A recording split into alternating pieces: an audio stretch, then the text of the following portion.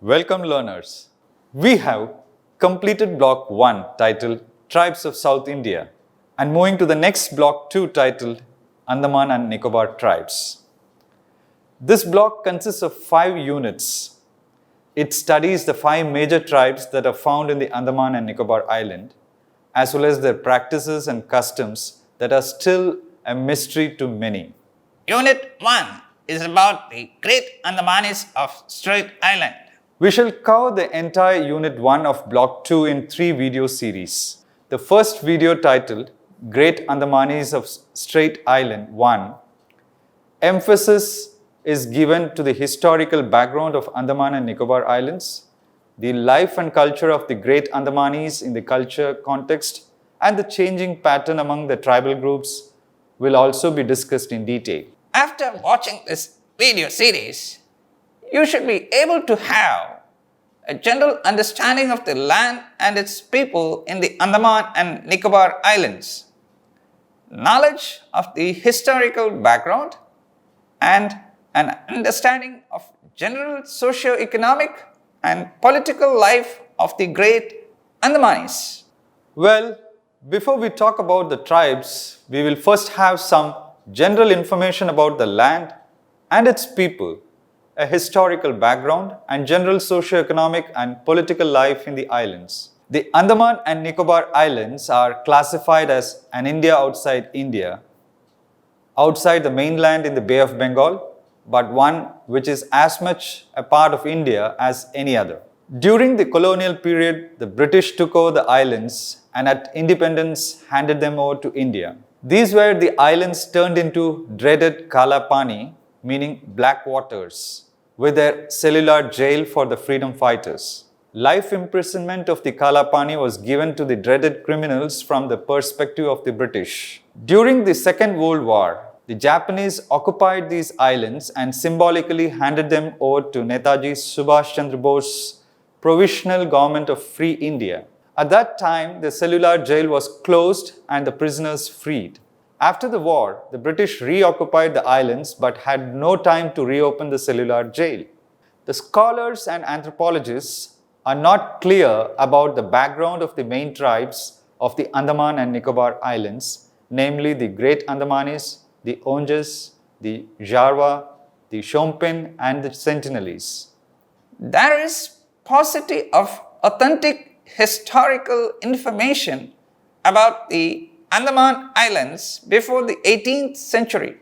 However, according to Majumdar, the geographical situation of the islands facilitates one to believe that this region must have been known to the navigators from a very early period.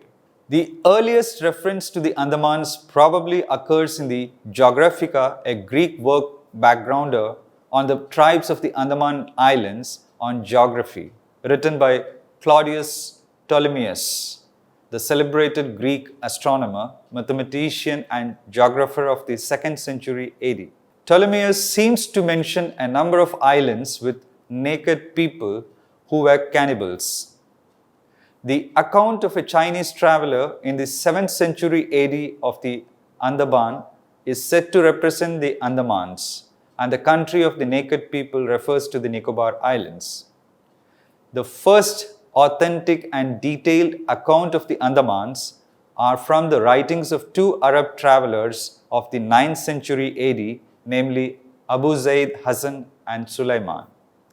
Marco Polo, the Venetian traveler who visited the Andamans on his way to China in 13th century AD, refers to the islands as Angamanain. A few European travelers who visited the Andamans have their own accounts. Friar Orderic of the 14th century AD calls the islanders dog-faced cannibals, also traders. Niccolo Conti of the 15th century AD mentions the Andamans as Andamania, which according to him means the island of gold. Caesar Federici of the 16th century AD in Ramusio speaks of the terrible fate of the crews wrecked on the Andamans. Though it is difficult to assess the value of the above accounts, Majumdar observes the availability of fairly authentic account of the Andamans in the writings of Archibald Blair, Colonel Syme's Embassy to Ava, and R.H. Colebrook's two accounts towards the end of 18th century. The Calcutta Monthly Register contains a brief account of the Andamans, evidently written by a member of the party sent by the Government of India to survey the Andamans. The work of Muat, Radcliffe Brown, and other scholars, according to Majumdar, are also very informative. After the independence of India, government-sponsored Anthropological Survey of India carried out a series of surveys followed by some publications. In contemporary times, there have been some researches by various institutions and organizations on the tribes of the Andaman and Nicobar Islands. They enlighten those who would like to have some background knowledge of the life and activity in the Andaman and Nicobar Islands. According to 2011 census, the tribal population in Andaman and Nicobar Island is 28,530, which constitute 7.49% of its total population. Let us together explore briefly about the history of Andaman and Nicobar. The documented history about Andaman and Nicobar is limited. It is believed that Marco Polo was among the first from the west to set foot on one of the islands. Kanaji Angre, a Maratha admiral, had his base on the island in the early 18th century. From there, he attacked the passing Portuguese, Dutch, and English merchant vessels on their way to or from their various Asian colonies. In 1713, his navy even succeeded in capturing the yacht of the British governor of Bombay. Despite many efforts by the British and later a joint military force of the British and Portuguese naval forces, Kanhaji Angre was never defeated. What do you understand by penal settlement, which was established in the Andamans? Let us understand together. The British had conceived of an idea of maintaining a penal settlement for Indian criminal convicts far away from their motherland across the seas. The British established their first colony in the Andaman and Nicobar Islands in 1789. The first settlement of their dream was the Fort Marlborough at Benkolan west of Palembang in the Sumatra Island, established in the year 1787. It was later removed to Penang. Penal settlements were also established at other places like Malacca, Singapore, Arakan, and Tanasarim. A penal settlement was also established in 1789 in the Andamans and was called Port Cornwallis. It was abandoned in 1796 but was re-established at Port Blair in 1858. The Andaman penal settlement was established soon after the Sepoy Mutiny in 1857 for confining the prominent rebels who were considered by the government as too dangerous to be allowed to mix with ordinary criminal convicts.